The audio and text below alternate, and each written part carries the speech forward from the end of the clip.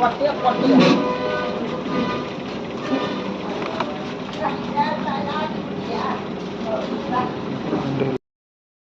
Guys, நான் வந்து Tiruvannamalai to Chennai வந்து பஸ்ஸில் ட்ராவல் பண்ணிகிட்ருக்கேன். எக்ஸாக்டாக எங்கே இருக்குதுன்னு பார்த்தீங்கன்னா, செஞ்சி கிராஸ் பண்ணி பைபாஸ் ஜாயின் பண்ணுற இடத்துல இருக்கேன். இங்கே வந்து கவர்மெண்ட் பஸ் வந்து ஸ்டாப் பண்ணுறது ஒரு இடத்துல வந்து நிறுத்தியிருக்காங்க.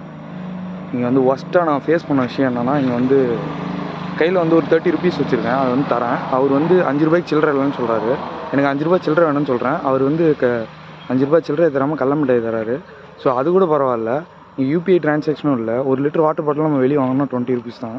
இங்கே 25 ருபீஸ் சார்ஜ் பண்ணுறாங்க. ஸோ யூபிஐ இல்லாதது ஃபஸ்ட்டு விஷயம். தென் ஆஃப்டர்ஸ் சில்லறை கொடுக்காமல் அவங்க காயினை கொடுக்குறது அப்படின்றது எப்படின்னு தெரில. ஒரு லிட்டர் வாட்டர் பாட்டில் 25ன்னு சொல்கிறாங்க. ஸோ பே பண்ணி வாங்குறதுக்கு நம்ம ரெடி. ஸோ இங்கே பேயிங் ஃபெசிலிட்டிஸ் எதுவுமே இல்லை. ஸோ பார்த்துங்க, நீங்களும் இந்த வழியாக வந்தீங்கன்னா பார்த்து பே பண்ணி வாங்க. இதுக்கு முன்னாடியே வந்து வாட்டர் பாட்டில் நீங்கள் வந்து வாங்குறது பெட்டராக இருக்கும். இல்லைனா வந்து தண்ணி கிடைக்காம அவஸ்தைப்படுவீங்க. இந்த வீடியோ யாராச்சும் பார்த்துட்டு இருந்தீங்க, இந்த வழியாக ட்ராவல் பண்ணிங்கன்னா உங்களோட எக்ஸ்பீரியன்ஸ் வந்து கீழே வந்து கமெண்ட் பண்ணுங்கள். பேர் வந்து ஆகாஷ் பவன்.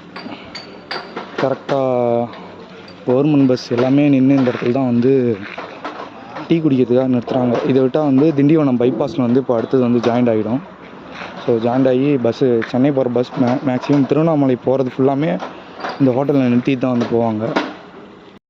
இதுதான் அந்த 25 rupees water bottle. MRP price வைக்கணுன்றதால எம்ஆர்பி அவங்களே போட்டுக்கிறாங்க. இல்லைங்களா 25